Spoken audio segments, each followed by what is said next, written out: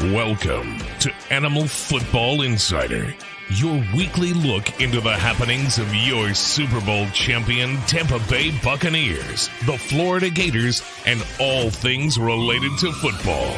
And now, from West Des Moines, Iowa, here's your host, The Animal.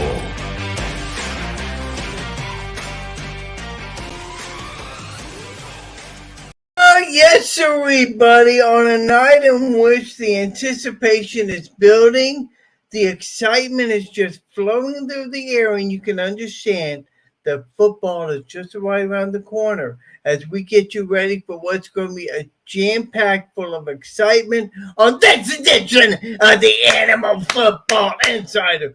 Welcome to a beautiful Thursday night. Yours truly, the Animal, with you. We got a great show lined up.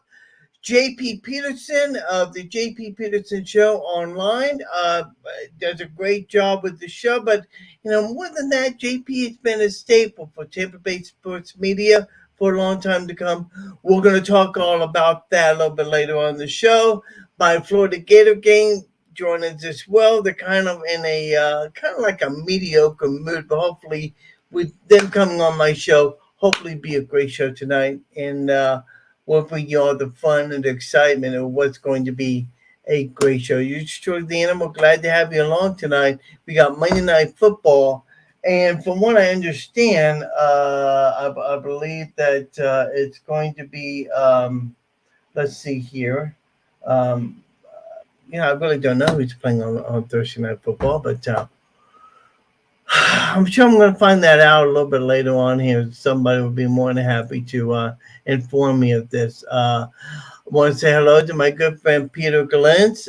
He says, good evening, Animal, along with my partner in crime, Davian Benito, who is going to take a lot of criticism, make no mistake about it, because he is a South Florida fan, and he's kind of like in a depressing mood right now because of what happened on Saturday night. But for you South Florida fans, you should not feel disappointed by what happened because you guys played a great game that night. Make no mistake about it. So I'm going to mute this right here. I'm going to mute these people for a little while because they are bothering me, and we'll get back to this here. But yeah, we have a great show lined up for you tonight. My good friend JP Petersen of JP Petersen Show from the Tampa Bay area. He's going to join me a little bit later on in the show, and we'll talk about the great games Sunday afternoon. Speaking of Sunday afternoon, Game 2 of the 2022 football season, Bucs Saints meeting in New Orleans Superdome, a game in which the former head coach, the former quarterback of the Tampa Bay Buccaneers, Jameis Winston, was facing his rivals, the Tampa Bay Buccaneers. And in a contest that was just unbelievable, the Tampa Bay Buccaneers gave the Saints everything that they could handle, make no mistake about it, and came away with a 20-10 victory over the New Orleans Saints. But for people to think that this came easy, it was not. Tom Brady and the Buccaneers, they had their troubles early on. You could see it. You could see the frustration in their eyes by what happened. But to see what happened in that game in the early part of the fourth quarter changed the complex of the game, changed the momentum, changed everything. Now, let's set everything up for you, okay? First of all, you should know that Marcus Lattimore and Mike Evans have had their spats every now and then. It was in the early part of the fourth quarter. I believe the Saints had the ball. No. The Buccaneers had the ball. There was a play that went bad. Marcus Lattimore comes over, starts talking some chippy stuff with Tom Brady. Mike Evans is on the sidelines. He comes out and immediately just goes after Marcus Lattimore. Then all heck breaks loose. Teams have to be separated. Jason Light and former head coach Bruce Arians, who now is senior consultant, is chirping on the field with the refs. More on that in just a little bit. And it resulted in a melee. Well, that got this team going. and resulted in 17 fourth quarter points and a win over the New Orleans Saints. Now, the repercussions of that has resulted in some suspensions, mainly one, as Mike Evans has been suspended for this Sunday's game against the Packers. Now, what makes this thing so interesting is the fact that, excuse me, it's the fact that Mike Evans was the NFL suspended him on Tuesday. The NFL heard his appeal, and the person that heard the appeal was John Runyon, who happens to be a former Packer. Who's one of his relatives, plays for the Green Bay Packers. So talk about conflict of ethics. I mean, that right there tells you a lot. And it resulted in the suspension be upheld. So Mike Evans is not going to play. But if you think for one moment that that's going to deter the head coach Todd Bowles and his staff, it's not. I mean, they still got Julio Jones and company. They still got an offensive weapons that is unbelievable. So I don't look at this as being a deterrent. If anything, I think it becomes a plus for the Florida Gators. I mean, for the Tampa Bay Buccaneers. There, I got the Florida Gators on my mind. I got to get off of it. You know, we're still feeling the effects of that game. But no, nevertheless, the Buccaneers were able to come out and they played as great of a ball game as they possibly could. Now, for the Buccaneers, stats from the game. Buccaneers had 260 total yards to Saints 308. 8 penalties for each. Bucs were penalized 101 yards to the Saints 55. Now, from an individual standpoint, Tom Brady was 18 of 34 for 190 yards, but for Jameis Winston, 25 of 40 for 236 yards, but had 3 interceptions. 2 of those came late in the game. So you know that the Buccaneers knew what Jameis Winston was. I mean, we know who they thought he was, right? So it just only makes sense that, they could capitalize on the weaknesses of Jameis Winston, and that propelled the Buccaneers to win the first game in New Orleans and for Tom Brady, his first game ever to win against the New Orleans Saints. Stats from the game: Leonard Fournette, 24 carries, 165 yards. Receiving, Mike Evans, 3 carries, 61 yards. Brett Perriman, 3 catches for 45 yards. He had a touchdown in the game, by the way. And those are the stats from the Tampa Bay Buccaneers standpoint. For more on what we saw during the course of the game and other aspects of the Tampa Bay sports community, including the Bulls and their aspect of the Florida Gator game, what's happening in baseball with the Rays, and some other team called the Seminoles. I don't know if the guy ever heard of them, but I think we might talk about them, so to speak. My good friend J.P. Petersen of the J.P.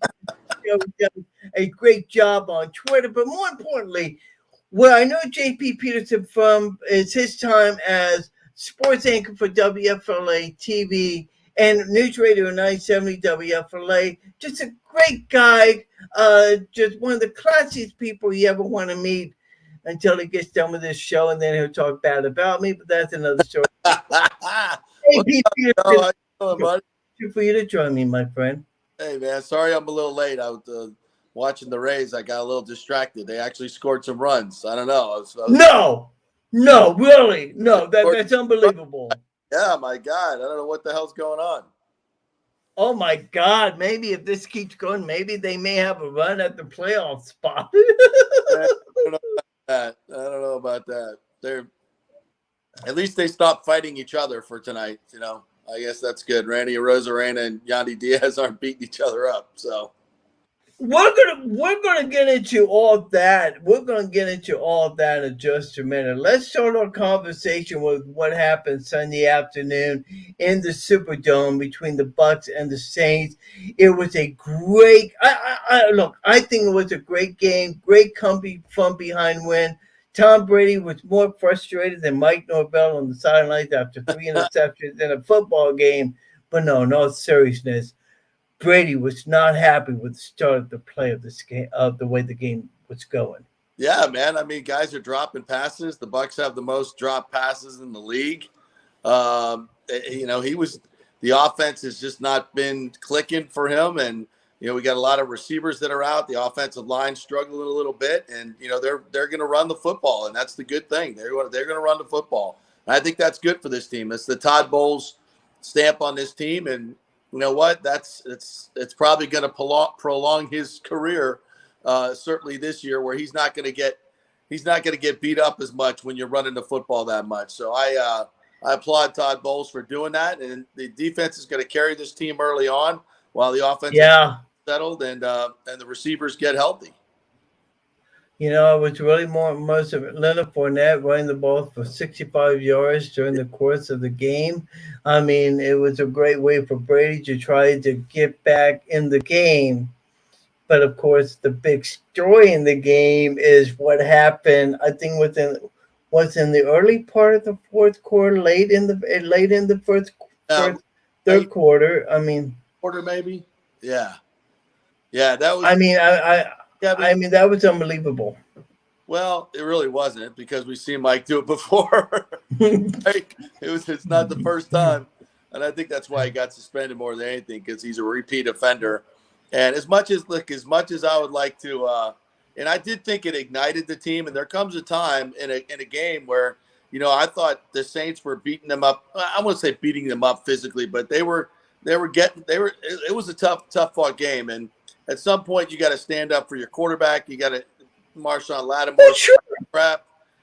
So I understand it, but it really hurts their team this week. And Mike's is suspended, that they don't have him with all the other injuries. So you got to try to keep your cool, or at least get your message across without getting kicked out of the game. And if he doesn't shove him to the ground, if he just jumps in there and kind of gets between him and Brady, he's probably not suspended. But when you come off the bench and you shove somebody down, when kind of from the side or the back, it's look, they can't have that in the NFL. Every game is a controlled fight, right? That's what football is. And if they actually spill over and to start fighting, it destroys the whole game, right? So you have to you got to come down hard on them. So I understand why the NFL did it. Same token, Mike's just got to be a little bit smarter about the way he sticks up for Tom Brady. I'm glad he did it. I'm glad he stuck up for him, but just be smart. Don't be so violent in the way you handle it. If you just, jump in there and get in front of him or do what you got to do, get in his face, they're not going to suspend you. But when you knock them down like that it's just, they got to do something. So I get it. So now the Bucs got to go play a game against the Packers without Mike Evans. I still think they'll beat the Packers at home, though. JP Petersen joining us on the Corporate Direct hotline. Corporate Direct for all your carpeting needs in Des Moines, Iowa area. Give my good friend Ben Taylor a call. He'll be able to hook you up with some great carpeting, and he does a great job. That's a new sponsor that we had this year. So I need to send him over. Well, he's in Des Moines, Iowa, so I don't know if he can come down your way, but I'll see if he's got references for you. I see the way this team has been playing through the first two games of the year, and I've seen this defense playing a whole lot better than at any point during the Bruce Arians era. Correct me if I'm wrong on that. I mean, it seems like that this team is, I don't know if they're more energized or more physical, but this team is playing a lot better than what I've seen them play in a number of years. Well, I think, don't forget, Bruce won a Super Bowl a couple of years ago. They won 13 games last year, so they weren't dog meat. No. The defense, I think, is playing better. And I think it's because they went out and got some playmakers. And Logan Ryan, the safety, Keanu Neal, moving Antoine down into the slot, I think was a really, really good move. Antoine Winfield. Right. That to me was a huge, huge move by Todd Bowles, because, Winfield is a lot like Rondé Barber. He's very versatile. He's got great instincts. He's a tremendous tackler. He's very physical. You want to get him closer to the line of scrimmage and more involved in the game. And I think it's gonna pay huge dividends. I think they're faster now with Joe Tryon in there. Yep. I just think they're a faster, more Devin White. Front. Yeah, Devin White is playing under. That man is playing like, I don't want to take credit for it, but no doubt about it, he's playing like an animal. Yeah. Make no mistake about it. These guys are unbelievable. I think also, running the football helps your defense, right? It keeps their defense off the field. Even if you're not making a lot of yards like they were last week against the Saints, you're keeping the clock rolling. You're limiting the possessions that your defense has to be out there.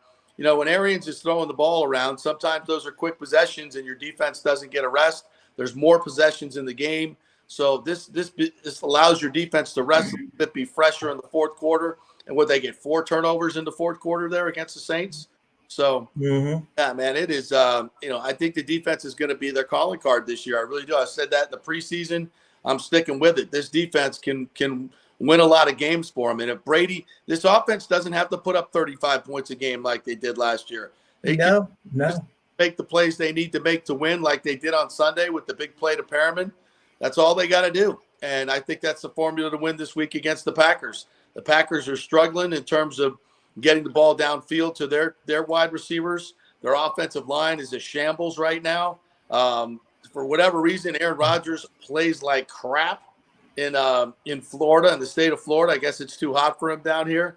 Whatever it is, I like the Bucs this week. Aaron Rodgers was talking about during the preseason how his receivers need to step up. And, I'm sitting there thinking to myself, maybe this is just a little motivation thing, trying to get everybody to play, just a little, just for media conversation. But, man, you look at what these receivers been doing, and he wasn't kidding. These receivers are not playing to Aaron Rodgers' strengths. Well, listen, he has nobody but to blame but himself. Fact they take $50 million a year, they had to get rid of Devontae Adams. Brady takes 25, and he's able to keep Chris Godwin, bring in Russell Gage, Julio Jones, bring in other guys to help him. If Rodgers wants to take $50 million a year, they're going to have to trade Devontae Adams. So he's got nobody to blame but himself. So he's got a bunch of young receivers, and they'll get better as the year goes on. I like the fact we're catching him in the third game of the season before he can get some chemistry with receivers. So I just don't, they're going to use A.J. Dillon a lot. They're going to use Aaron Jones a lot. They'll get a lot of touches this week, but they'll be matching up against, a pretty good linebacking core in Devin White and Levante David, and as I mentioned, Winfield as well in the slot. So again, I'm not sure how the Packers are going to score a lot of points in this one. Look, if Aaron Rodgers gets loose, gets out on the perimeter and makes some of those, patented roll around the pocket and roll out of the pocket, throw the ball downfield on broken plays, they can score. But just in the run of their offense, I think they'll have a hard time moving the ball. Yeah, I do too, and I think it's going to be a long night for Aaron Rodgers and the Green Bay Packers. Again, that game, 3:30 Central Time. Is it 3:30, 3:25? I think. They're 3:25 Central Time. 3:25 Central Time, 4:25 Eastern Time. It's going to be the game on Fox Network. It's going to be a great game. Make no mistake about it. Now, you talked about one guy, Bruce Arians, earlier in the broadcast. He came under a lot of fire this week because both him and Jason Light were on the sidelines. And for the Pack, and they said to the Bucs, they say, okay, we didn't have enough room to put him in the press box. Saints disagree. Okay, fine on that. but Arians was on the sideline chirping, making some comments. And the NFL, I don't think, was too happy by what happened. You're down there in Tampa. Give us an insight on what was going on and all that.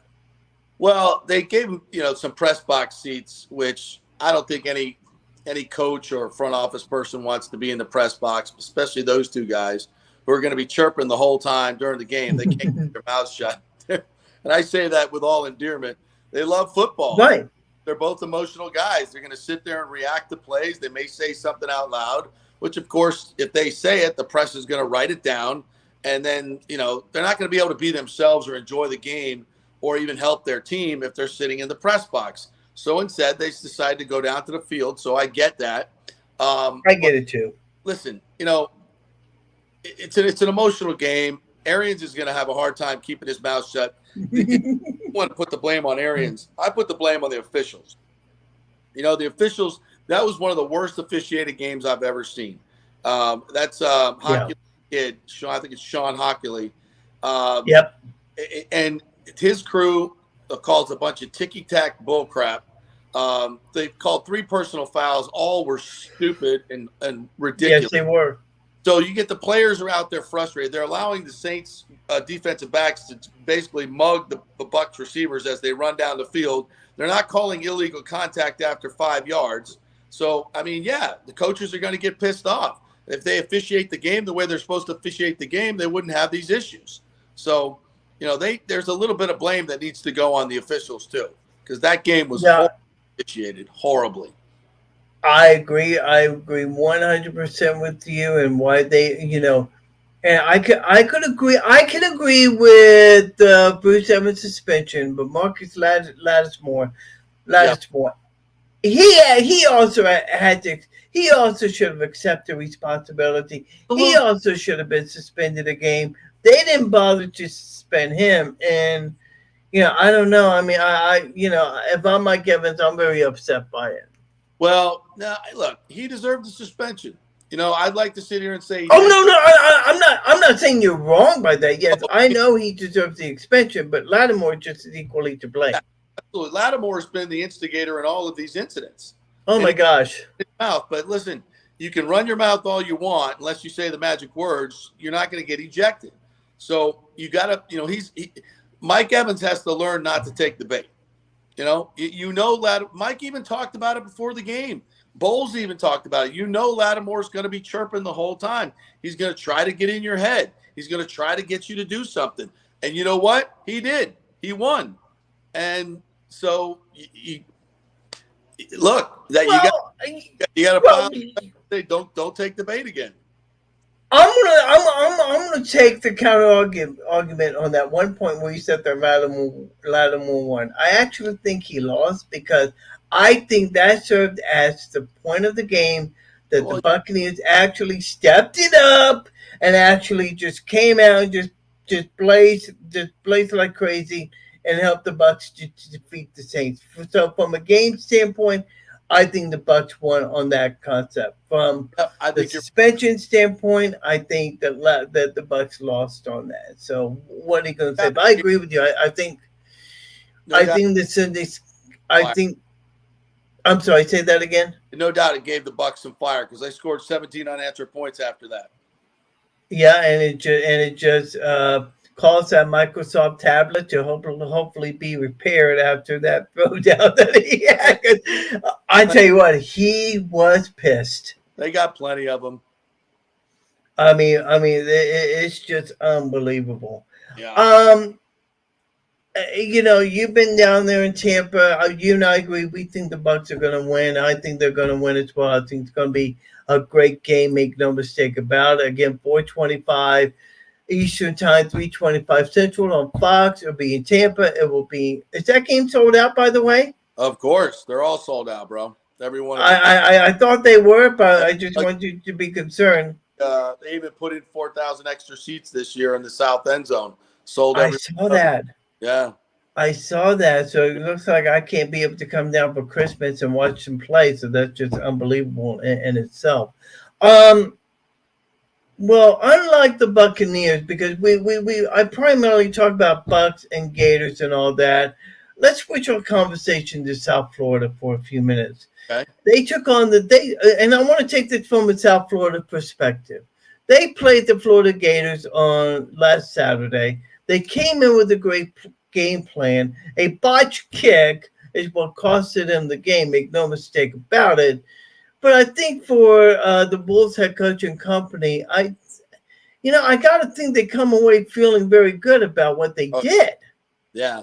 We talked to Brian Batty on my show today, who ran for 100+ yards on the Gator defense. USF ran for almost 300 yards against the Gator defense.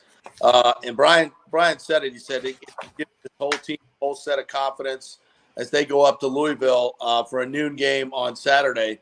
I think for the USF program as a whole, it was a win. To go up there and play that well. And again, honestly, they should have won the game. They should have won the game. Yeah. They made too many mistakes. I got to tell you, Joe, that personal foul call that kept the Gators drive going late in the game, that was some real BS. That was a bad call. And that really cost USF the game. And because the Gators went down and scored the go-ahead score. So USF should have won that game maybe by 2 scores. They handled them. And I don't know what's going on with your quarterback, brother, but he's got more tackles than he's got touchdown passes. So I don't know if you've seen Florida State play, bro, but they're 3-0.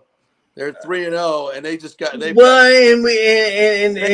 for those people, for those people that are watching, I don't know what you call it. You got something coming. Day after Thanksgiving. JP Petersen, you have to to be fully compliant, or I don't know what you call it, but JP Petersen happens to be a Florida State Seminole fan. So at night he's doing this. And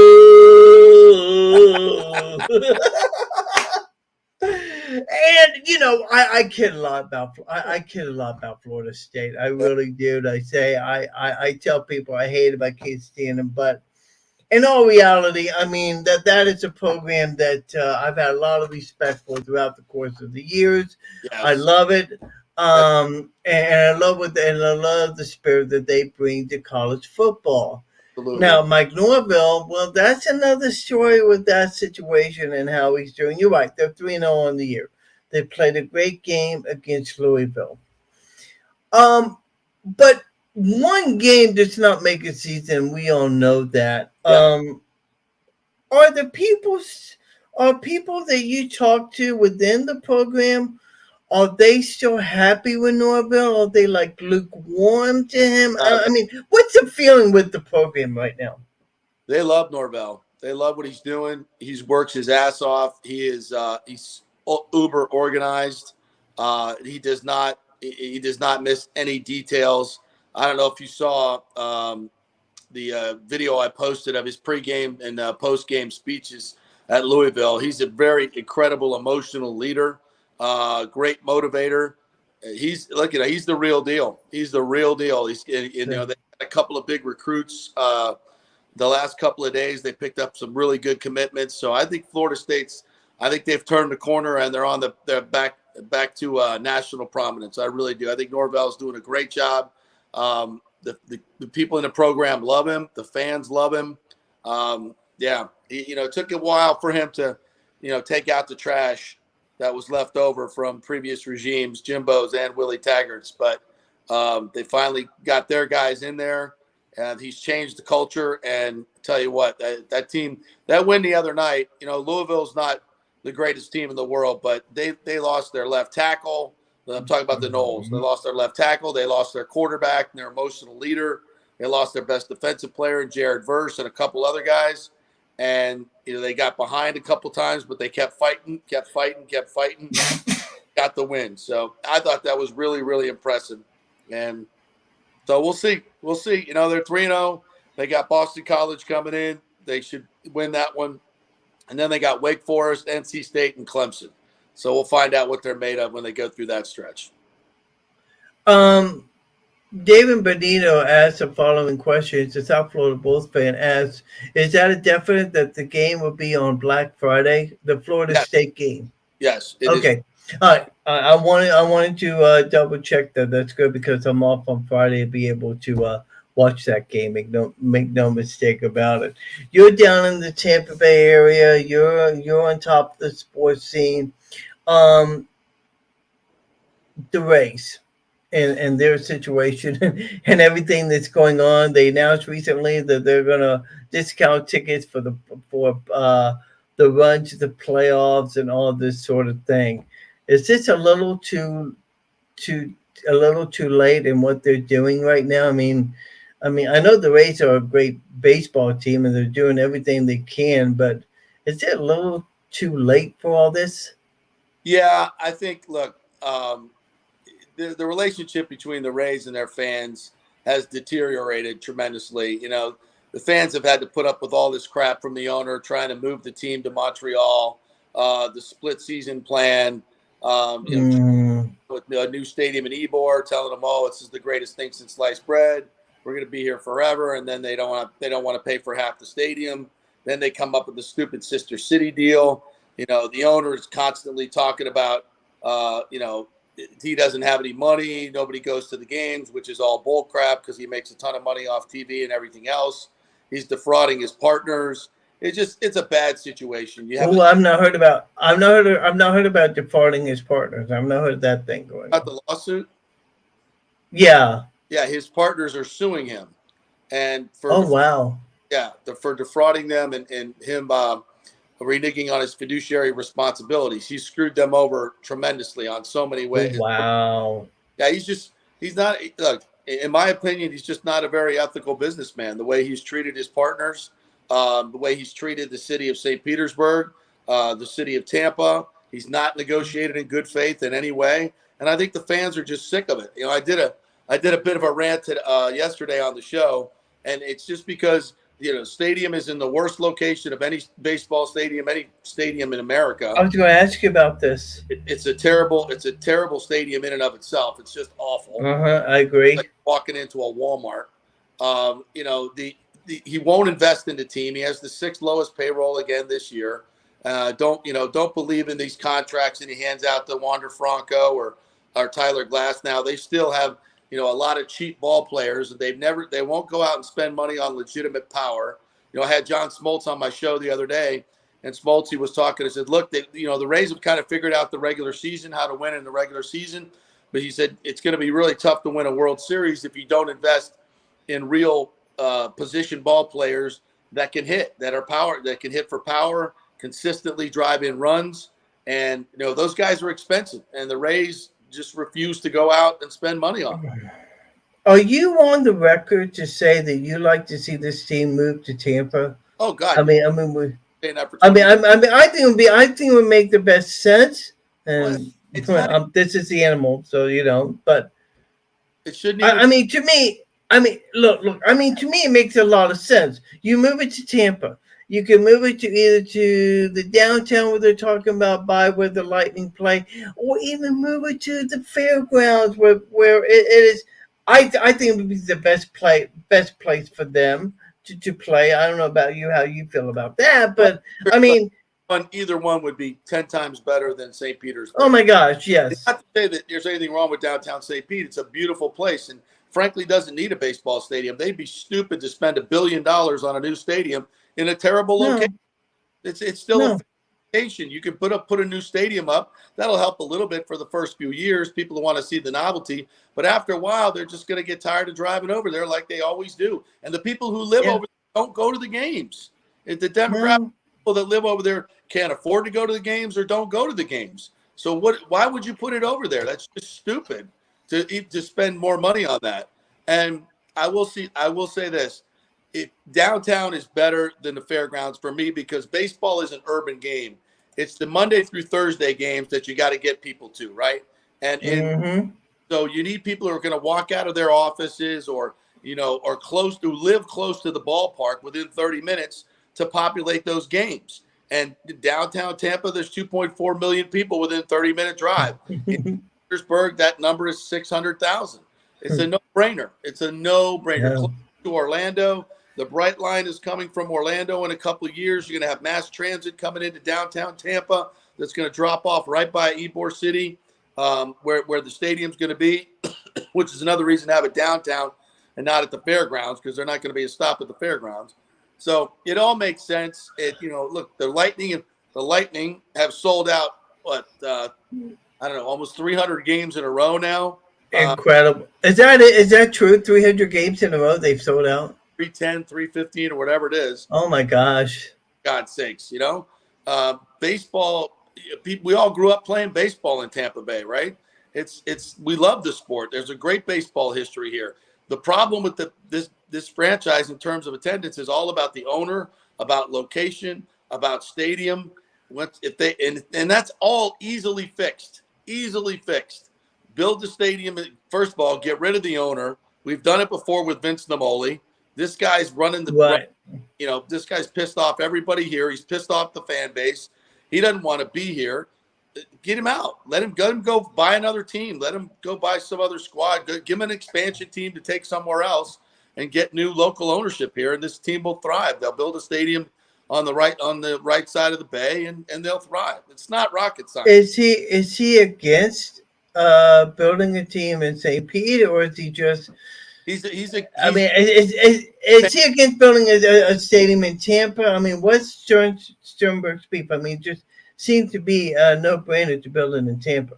Yeah, but he doesn't want to pay for half the stadium. They had a great plan back in 2018. Okay. And so it's about money. It's about money and him trying to put money into a stadium. Yeah, he didn't want to pay, and that's what the going rate is now. The Braves paid for half their stadium when they moved it. The Rangers paid for half their stadium when they moved it. So in these development districts that they put around the stadiums, this is not hard to do, and especially in Tampa, where it's growing by leaps and bounds. It's the third fastest growing city in America, and people want to come live here. This is such a layup. And it's all about Stu. Any other owner in this league would have done this deal 10 years ago, and of course would have made a crap ton of money. Anybody who bought this franchise would do the same thing in a minute. It's all about Stu trying to maximize his dollars, maximize the redevelopment money he gets out of St. Petersburg, string it out as long as he can, because he's making a mint at Tropicana Field. He doesn't have to have any risk, and he makes 60, 70, 80, $90 million a year in profit. JP Petersen on the Corporate Direct Hotline on this edition of Animal Football Insider. One more thing on the Rays issue. Major League Baseball, their stance on this. Are they giving the Rays a deadline before they step in and do something? I mean, from a Major League Baseball perspective. All they've said is they do not want to leave this market. And why would they? It's the 11th largest. Okay. I didn't know what's going on with that end. So everybody's talking about, Stu moved the franchise. Stu can't move the franchise unilaterally. He has to have, I believe it's 2/3 a vote of the ownership. And the other owners don't like him. They're not gonna allow him to move to an expansion market where they would get very little money and Stu would be the biggest benefactor. They want these expansion to pay $2 billion and they get the money. So these other owners are not going to allow him to move. So he doesn't have the votes to do it. So the team's not going anywhere. They're either going to build a stadium in St. Petersburg, which would be the dumbest thing ever, or they're going to build a stadium in Tampa, which I still think is going to happen eventually. And hopefully that'll be done sooner than later. JP, so Vince Girassi comments, that's a question of Montreal Rays. No, that's not going to happen. So you can put that to rest. Anywhere. Yeah, of course. You yourself have throughout the years, you've been on radio, you've been on TV, you've been back on radio again. Tell me, what do you like better, TV, radio, what? I mean, if you had your druthers. I like both. We're doing live streaming shows now, so like you're doing. So we do TV and radio. So I like doing both. The radio gives you a lot of freedom to express yourself in a way that yes. I heard you today. that that TV does not. But I also love the visual medium and be able to tell stories in words and pictures. Something I really enjoy doing. So they both have their pluses and minuses. But I do long for the days of Channel 8 when we had these huge staffs and huge audiences. Yeah. Local television, local sports is just it's just a shell of what it once was. We had I know.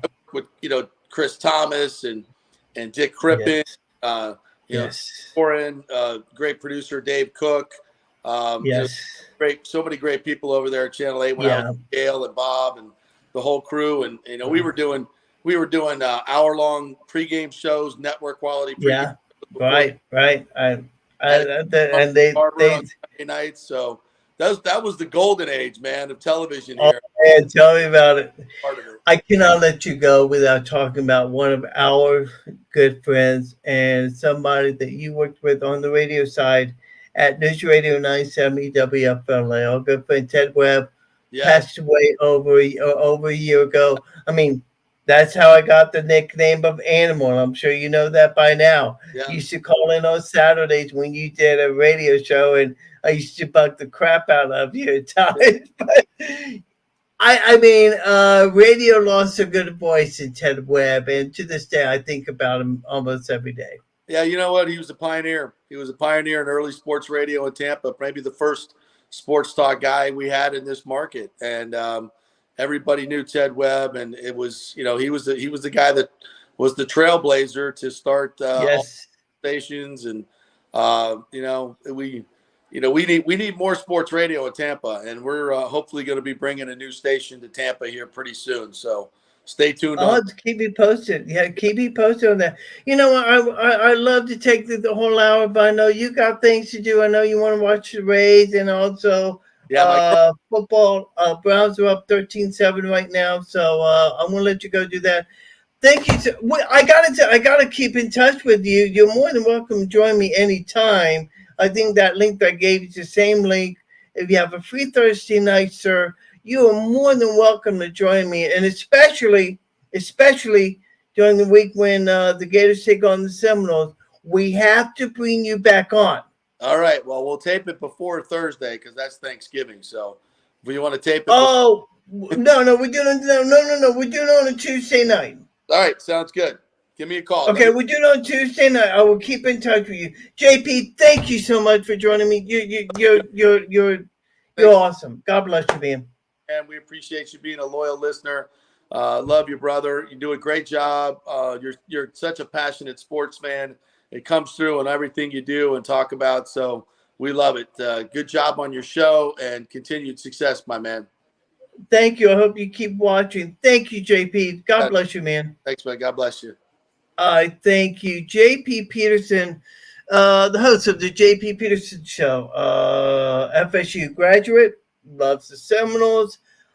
I have no problem with that whatsoever. Anytime that you can support your loyal team, go for it. But just beware when you face the Gators, you're not going to make it out alive. And speaking of which, it's kind of a great segue as we post into the game on Thursday night as the Florida Gators were able to come away with a victory against the South Florida Bulls. But as we talked about earlier, it didn't come easy. It was a fight to the bitter end, thanks to a botched field goal, by South Florida. The Gators were able to come away with a win. I don't even have the final score before me. Maybe my guy, DH, Coach Dill Horn, is going to join me here in just a minute. What's that? I'm sorry. Hang on. What? He's busy? What do you mean he's busy? Coach Dill Horn is supposed to join me. He's drinking. Oh, good God Almighty. Oh, this is going to be great. Oh, man. So, there he is. There's my boy, Coach D.H. Stillhorn joins me with a drink. Like the song says, all I want to do is put a drink in my hand. That's it. That's it. How you doing, brother? I'm doing good. How are you doing, Animal? Man, any better spring could be twin jumping down that Bud Light, so. Cheers to you, man. And you know what? We probably still need to be doing this after what we saw last week in the swamp. Not one of the best games that we have seen, but in the end, the Gators were able to pull it out and win a good game. And I don't even know what the final score was, to be quite honest with you. Oh shoot! It was like 23-20 or so. I don't know. Oh no! Go ahead. Yeah, I'm sorry. I cut you off. Go ahead. I'm not exactly sure. It was like 20-23 or something. I can't remember either. I try to forget those kind of games, but we won. Yeah, I mean, it was kind of crazy. Where's my thing here? Just a minute. I'm gonna pull it up here in just a minute. I'll tell you what the score was here in just a minute. If anybody wants to post in the chat, please go ahead. I think my good friend Davian Benito. What am I doing pulling that up for? I think my good friend Davian Benito might even give me the score of the game. He's a South Florida Bull. He's been commenting a little bit, so let me get through these comments here. It says it was amazing. The spread was 29 points. The Bulls, what a bad snap away. I never expected the game to be that close. 29 points. Bad snap away from sending the game into overtime. I mean, he's right. Yeah. I mean, look. I mean, let's give credit where credit's due. South Florida came in and they had a game plan that they wanted to put forth, and you know what? They did a great job with it. Yeah, Animal, we talked about this a little bit earlier. You think about these smaller divisions, maybe a Division II program. They have Florida on their schedule. That's their Super Bowl for the year. That's their conference championship. That's their national championship. They prepare for those games. They prepare for those games more than any other game. And so give the hat off to them. They had a game plan that was working. And, thank God, Florida came out with a win with a bad snap there. The defense kind of stepped up there in the fourth quarter with Brandon Cox and everything. But, yeah, give the hats off to them, man. They played a game that was a lot closer than what it probably should have been. 26-16 was the final score in the game as the Gators came away from the win. The attendance for the game was just unbelievable. No, wait a minute. I'm sorry. That was the Kentucky game. I think it was like 31-20. 31-28 was the final score. I'm sorry. I was looking at the Kentucky. I thought that was weird. Yeah, 31-28 was the final score in the game. I mean, it was just crazy to see how it was just crazy how this game formulated. I mean, let's keep in mind the Gators. Their defense was not as good as what we've seen it before, but let's also remember too, this was a team that was not with Ventrell Miller, the middle inside linebacker. And for those who don't understand why Ventrell Miller is important, he's a middle linebacker. He's the one that's sitting in the middle of that defense, calling plays for the defense. That's a very important job. And when you don't have a guy like that, you're going to have problems. Oh, yeah. I mean, he is the quarterback of the defense, and you can tell when he's not out there. Even from last year when he wasn't out there, the defense is a little bit lost. So we need some of these younger guys to kind of step up to play that role, but we just don't have that yet. And part of it's the fact that this is a new team. This is a new I don't know what you want to call it. This is a new era of Florida football. This is a new regime under Billy Napier. Everybody was expecting great things to happen. This is going to be great. But as we're quickly finding out, this is a rebuilding year. Make no mistake about it for this Florida Gator team. Utah was great, but both the Kentucky game and the South Florida game, I think it's brought these guys down to earth and to realize they have a lot of work to do. Yeah. Animal, you hit it on the head. I mean, the reality is Florida fans have been spoiled. You know, of course, as Florida fans, we expect championships. We expect SEC championships. We expect national championships. But the reality is when you change coaches and you have the schedule that Napier has this year, and you have to get rid of some of these guys that aren't competing in the style that Napier wants, right? So at the end of the day, if any Florida fan really thought that we were going to go compete for the East or an SEC championship this year, is probably putting their orange and blue sunglasses on and just not realizing that where we are in this time right now. And we talked about this earlier, and I stress this. I I have never seen a schedule in the month of September where we play three top 25 teams, and it's just that is I've in my entire lifetime I've not seen that. And Florida's playing a very tough schedule, and to be able to come out 2-2 or 3-1 in September would be wonderful, absolutely wonderful.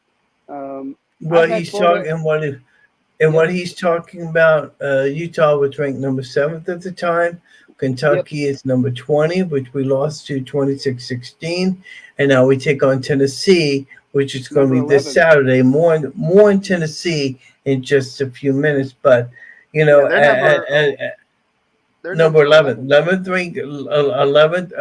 ranked, 11th ranked team in the country.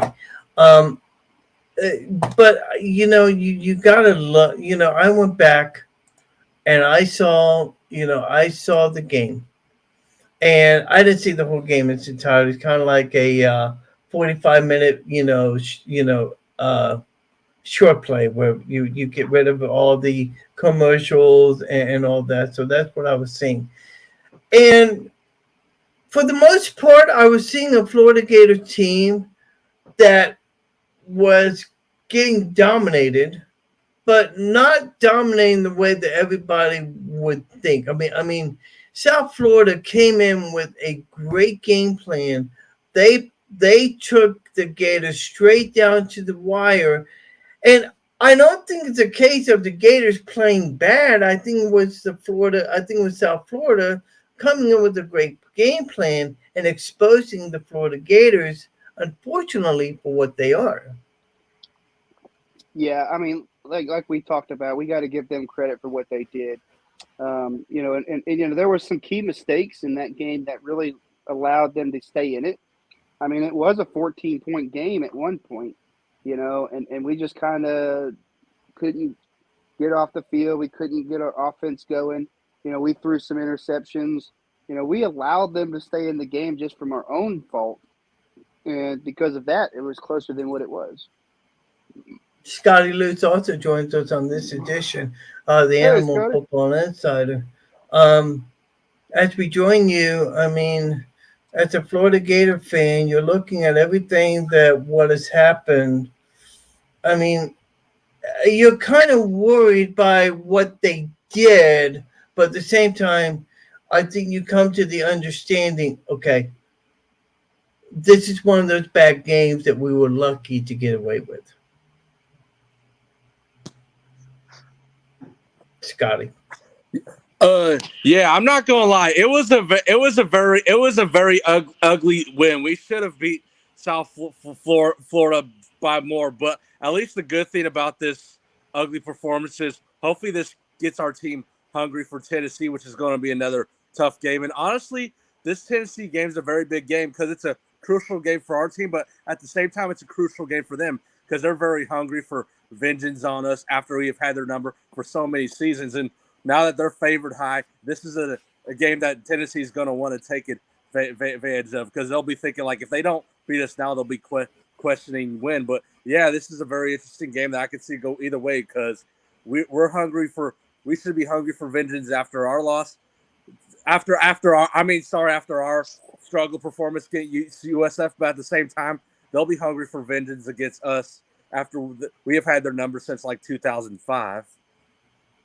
As you've been walking around the towns, walking through the bars and talking to people, Are they angry with the Gators and the way they performed? Are they angry with Billy Napier, or are they coming to the realization that this is a rebuilding year? Scotty. Uh, ba- I don't know many Gator fans in person because I'm one of the only Gator fans here in Kansas City. But what I will say is that on social media, I think some people probably can kind of fall into fool's gold after we beat a Utah team that we're not supposed to beat. And then I'm not gonna lie, I was very surprised that we even got ranked from unranked to number 12 after we beat Utah. And in my honest opinion, we should have been a bit right lower to Kentucky. Now I won't lie, the Kentucky loss stained a bit, but at the same time, I kind of expected us to be 1-1. Yeah. Only difference was expected us to beat Kentucky and to lose to Utah. But to be honest, I tried to be careful not to have my expectations too high because I have to understand this is Napier's first year with us, and I can't put pressure on him too quick because I have to understand that you got to give the coach a fair amount of chances to prove himself before we just judge him too quick. Yeah, Scotty, you brought Coach up a H, good point. Sorry, go go ahead, ahead. Coach. No, you No, brought no, out a go good ahead. point, Scotty. I mean, the fan base in the University of Florida, I love their passion for where we expect our team to be. And of course, as a fan or even a competitor or a coach or a player, of course you go to expect to win every game. You expect to compete every championship or every year for a championship. But sometimes those realistic goals. And the fact is I think Billy Napier and the team, they know where they are. We probably shouldn't have beat Utah. That was one of the losses that I figured we would lose. Like you said, I thought we would lose to Kentucky or beat Kentucky, but lose to Utah. Either way, it was a 1-1. We basically just swapped those losses out, and that's just where we are. We are a rebuilding team right now, and I mean, I'm telling you, if we can come out 2-2, we are right where Florida needs to be coming out year one with Billy Napier. And the Florida fans are just going to be skeptical regardless because that's just what we are. I mean, we're sometimes delusional on some of the things that we expect from our football team. DH, a friend of mine, Davian Benito, who's a great South Florida Bulls fan, diehard fan, asked the following question. Could you please ask the coach how close was that last check with the bad snap? I mean, it just seemed to me. I don't know if the center fumbled the ball or was it the holder that fumbled. It seemed to me like that was the center that just really screwed it up for them. Yeah, from watching that play, the center. Well, I don't know. To me, it was the person who was putting the ball down, and because of that, he missed that kick, and it just didn't even have an opportunity. But before that play even happened, you had a bad snap, and a drop, and some of that was probably because of the pressure that we were starting to get, and maybe they were starting to get a little bit of nerves there at the end. But to me, the snap happened. It's the guy's job to get the ball down for the kicker to kick it, and could probably be playing for overtime. I'm sitting here and I'm thinking back to the crowd that was there. I mean, it was loud. Make no mistake about it. And for South Florida to be able to overcome that and play the kind of game that they were able to play, I mean, that speaks to the volumes of Jeff Scott and what he's done. I mean, I can't help but go back and just continue to give Tennessee, South Florida, the credit that it deserves. Now, we switch it over to Tennessee. It is a big game. It is a big rivalry. It is the game probably most circled on the calendar for most Gator fans, even DH, even Scotty, even me. You know, and as one of the players commented this week, it said, quote, that we have a great game plan, but obviously we're not going to give it away. Scotty, why do I get the feeling that Florida is going to play a totally different game on Saturday? I don't know. I think it's kind of a tough question. I think the reason why you probably feel that is because deep down they knew that they have a lot of work to do with all the careless mistakes made, and they know that there is a lot with how they should have beat South Florida by more. Of course, there's going to be a lot of improvement and growth, and I think with the fact that this is many of those players' first road game, and it's going to be a rocking crowd in Tennessee with all the fans who are hyped up about this game, have great confidence in their team, and really want to beat us. I think the players are getting this, trying to get as ready as they can with the wake up call. Like, now we're heading on a big road game in their house, so we better play our best game. They better play their best game with as less mistakes as much as possible, because if the Gators make so many mistakes and Tennessee gets off the run with their crowd, keep rocking and going, our Gators are pretty much in trouble. But if our Gators play discipline, be smart, and stay within this ball game and keep the most of the crowd like pretty much quiet, like or not. Well, I won't say the crowd will be quiet, but will be nervous, like biting their nails with a close game. The Gators have a shot as long as they limit their mistakes and keep this game close with the crowd equally nervous as we're nervous. And I think what we have to understand is the pressure is on Tennessee because this is the first time in a long time that they are highly favored to beat us, and because they're like now a 22 point, they're like a double digit point favorite over us, and if they don't beat us, they'll be questioning when they'll beat us. So it's a crucial game for them as well as it is a crucial game for us. So there's basically just no room for dumb mistakes on either side. Yeah, I totally agree with you. Dumb mistakes, that's going to be the key thing as we enter the game. Now, other news that's come out today, DH, LSU was placed on a 1-year probation. I don't know the total story on that. Can you expand on that a little bit? I wish I could. I heard about it as well. I don't know. I think some of it was self-imposed, but I really don't know the story. So I would hate to elaborate because I don't know. Scotty? To be honest, I haven't paid much attention to the probation story. But all I do know is that when and if we do play LSU, I hope I will. That is another big game that I'll be looking forward to, because each of them got a new head coach, and I expect my Anthony Richardson and our Gators team to come out hungry with a vengeance after these two embarrassing losses to LSU that we should have had. Because what was embarrassing about losing them in the COVID year was this was the year LSU had players opting out, and we was supposed to blow them out. And there was a lot of dumb mistakes that cost us in that game, especially like that Marcus Wilson shoe throw. And then of course, last season, like LSU was on the verge of almost firing their head coach or Ed Orgeron, so we was expected to blow them out as well. So I'm expecting it to be another big game with our new head coach. Right. Daryl, we come here tonight, probably not at a crossroads, but definitely at a situation where this is not the most important game in Gator football history. We know that. But for Billy Napier, what does a win do for him from a Gator fan standpoint? Because they need a win over a top 20 team, and they need to do it in a hurry. Yeah, obviously this would be a huge road win for Billy. This would speak volumes to where the program's heading and where it's going. And you know what? We talk about this a little bit, but, we've had 3 home games, which is typically not normal, right off the bat.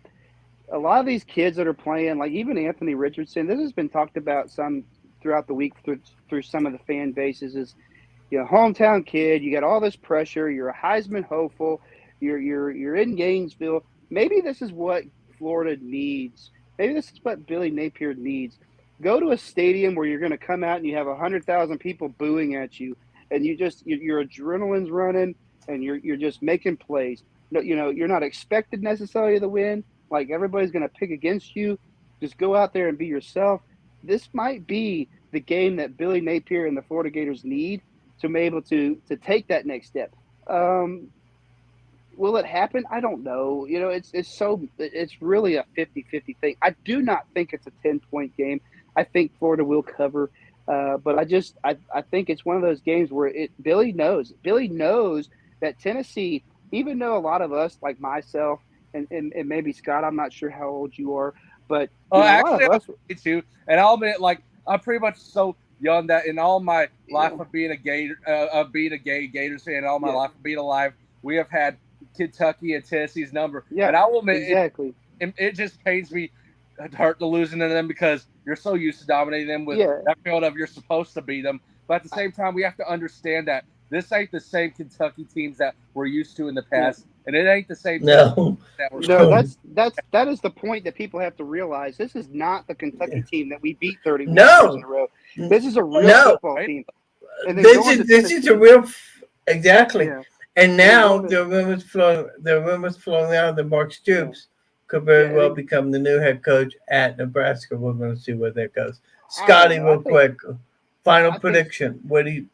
Go ahead, Dale. I think Stoops is staying at Kentucky, but just to kind of finish my point about the Tennessee game and everything, we don't, as fans, we don't think of Tennessee and Kentucky as necessarily big rivalries, but back in the 90s and the early 80s, Tennessee and Florida used to be a pretty big rivalry game, and I think Billy Napier, big time. I think Billy Napier and them know that. I think the history is there, even though maybe we haven't seen it as a fan base. Maybe Tennessee hasn't seen it as a fan base, as some of the younger guys.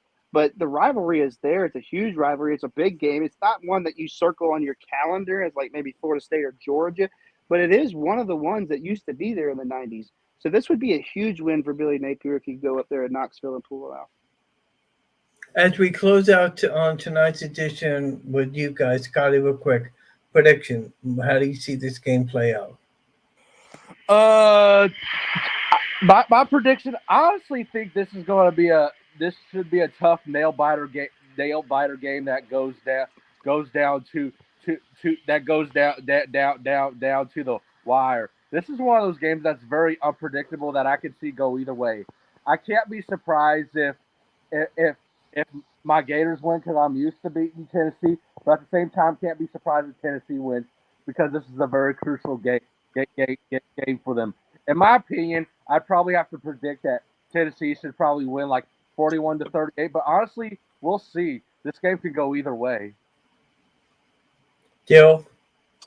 Hey, so we talked about this earlier in a previous podcast, and I'm telling you guys, I am 6-0 in picking the opposite team. And Florida's a great team. They're going to go in. They're going to play this game. They're going to go in. They're going to play this game. They're going to run the ball. They're going to control the game. I just don't know if it's enough. I think Tennessee is the team this year. I think they're going to win. I'm going to say, it's going to be probably like a 38-28 game. Maybe we keep a 10-point. But right now I'm picking Tennessee. I'm downstairs. And I'm hoping that at the end of the day that Florida pulls it out. But I'm picking Tennessee. I'm hoping to go 7-0 this week. So, well, Scotty, thank you so much. There you go. Scotty, thank you so much for joining me tonight. You've been great, and we hope to look forward to you in the future, my friend. Good job, Scotty. Thanks for inviting me. It was a pleasure being part of your broadcast. Thank you, and hopefully we'll have you back on again later on in the year. Get that win against Tennessee. There you go. We'll talk about it down the road. Thanks a lot, Scotty. Appreciate it. Scotty's a great person. We've had him on a while ago. He won one of our contests before. So Scotty's really good. I like him. Okay. Yeah. He seems to have a great knowledge of what's going on now. Everything we're hearing about recruiting seems like there's been some good things that are happening with this team. We haven't heard from Cormani McLean yet. Lucas seems to think that's going to happen sometime down the road. Yeah, the, look, this is but here's my question: the Kentucky loss, couple that with the USF win, which some people may say is loss. Has that trailed off recruiting at all? What have you heard in the past couple of weeks? so I'm not as in tune to recruiting as others, but I've been following it a little bit more lately. I will tell you, if you're going to judge Billy, you judge him on his recruiting right now, not the wins and losses at this moment. But I'm going to tell you right now, as a football player and as somebody who is really looking, of course, you want to compete for national championships, but you also want to play football. And I think that a lot of these kids that he's recruiting can see themselves playing and being the difference makers. So I don't see a lot of people decommitting from Florida, even if we have a season that maybe we don't expect. I see a lot of these guys staying because they want to play in Napier's system. They want to be the people that are going to change this program, and they want to be the playmakers. There is plenty of opportunities for these young guys to come play. And I'll tell you, the best thing that Billy Napier did, I think, in the Utah game on the goal line stance, I talk about this all the time. If you go back and you watch the goal line stance where we stopped them, there was true It was freshmen in in front that of the football game, recruits. and it was right in front of the recruiting section. You just think that Yes. that was intentional? Of course it was. Billy Napier knows that these young guys are hungry. If you're a young player, you want to play. Yeah, you can go to Georgia, you can go to Alabama and sit for 2.5 years or 3 years. No, they want to play now. They want to get their name out there, and I think that that's going to go a long ways because we're going to lose a lot of guys next year and in the following year. Oh, So it's yeah. important that we're bringing in these people. So they know that they're the next people up. They know that. So I Gonna don't be think it's going to hurt us interesting. that much. And I think Kamari, I think he's a Gator. I mean, he's a highly talented, recruit. Of course, he's Yes. going to go visit. He's going to go visit people. I expect him to go visit people. Of You only course. get that. You only get that once in your life. Go visit. Go Of experience it. But course. at the Go end of the day, visit. Do but at the it. end of but at the end of the day, I'm pretty sure he's a Gator, and I'm almost 100% he's a Gator. Now, there's a couple others that are on the fence, but I think we reel in some other people too. Well, it's going to be great, and we're going to find out Saturday afternoon, 3:30 Eastern, 2:30 Central. Yep. I'm thinking about doing a Sunday post game. If you want to join me on it, I don't know because, by the way, I can't let you go without giving us an update on the baby situation. Your wife's pregnant with your Yeah. fourth child, so what's going on with that? Hey, Joe, don't put a fourth one in there. It's 3. But okay. But anyway, obviously we are on a day-to-day basis with our new baby. So I don't know if I can join you Sunday. Of course I will. Even if I'm in the hospital, I'll join you as long as everything's going. As long as I'm able to. But yeah, I would love to talk about the Tennessee matchup, especially after we beat them up there in Knoxville. Yeah, prayers to the wife. Hopeful. How the young ones react when you have a new brother or sister? Right now, I think my youngest one doesn't really understand. My oldest one, he's excited. He was hoping for a girl, but we're going to have another boy. So we have 3 boys, and it's going to be Ooh, interesting. Yeah, 3 boys. friend of mine, who he had 4 girls, 2 twins, and then 2 other girls. He was hoping for a boy, but it didn't happen. But hey, as long as they're healthy, that's Yeah, all I'm the that really opposite. matters. I haven't boys. Listen, I'm having boys and no girls. We wanted a girl, but no, we just having all boys. let's look the bright side. At least you can build it to become Gator football players. How about that? That's right. So That's right. there you go. Thank you very much. Thank you very Thank much for you. joining me. Let's Yeah, hook up next week, be it let's do Sunday it. or next Thursday. We'll All right. talk about the big game. Dale, thank Sounds you good, very Adam. much. Thank you. All Thank right, you. thank you, brother. Dale Horn, Coach Dale Horn, joining us for this edition of Animal Football Inside. We've had a lot of time and we've had so much fun. We're running over, and we haven't even gotten to. Let's see here. I gotta get him out of here. Okay. Kick him out of here. Okay. So let's get you set up for what's going to happen this week. Let's start off with. What am I doing with this? It should be on NFL. Let's see here. Okay. So, college football, a lot of games that are going on. West Virginia's at Virginia Tech. That's going on live right now. Let's see. Friday's matchup. No really big games to concern ourselves with. Clemson would be at Wake Forest. Baylor would be at Iowa State. That's 11 a.m. kickoff time on ESPN2. Let's see. South Florida be at Louisville. That's 11 a.m. kickoff on ESPN3.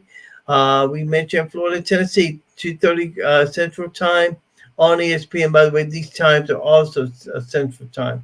Notre Dame at North Carolina. Michigan State at home against Minnesota, 2:30 on the Big Ten Network. Let's see what else as we are scrolling down here. Arkansas will be at Texas A&M on ESPN at 6 p.m. Central Time. Iowa will be at Rutgers at 6 o'clock Eastern Time. Iowa fired their defensive coordinator this week, so that's going to be interesting to see what happens there. Let's see, Vandy will be at Alabama on the SEC Network, Wisconsin at Ohio State. BC will be at Florida State. Trying to figure out what's the big game on ABC. Well, Wisconsin, Ohio State. That'll be the game. Wyoming at number 19, BYU. Utah will be at Arizona State. Herm Edwards is out as head coach of Arizona State. That happened this week. And basically, those are the big games to watch out for from Saturday. Right now in the NFL, Pittsburgh is at Cleveland right now. I believe Pittsburgh is up on that. I'll have an update for you in just a minute. Games to watch out for: Houston and Chicago. Casey will be at Indianapolis. 12 o'clock start on CBS.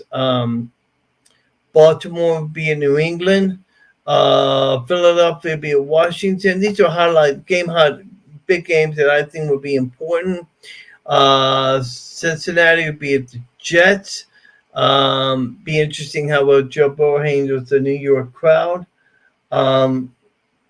Looks like the Pittsburgh-Cleveland game is at halftime. Let's see. Jacksonville be at the Rams, 3:05 kickoff. Bucks and Packer game at Tampa, 3:25 kickoff. San Francisco at Denver. That'll be a Sunday night game. And the Monday night, Dallas will take on the New York Giants. Again, Dallas without Dak Prescott. So that should be very interesting to see what happens. I want to check one more thing before we sign off for the night. Check on anything that's happening in the world of football. 14-13 at the halftime.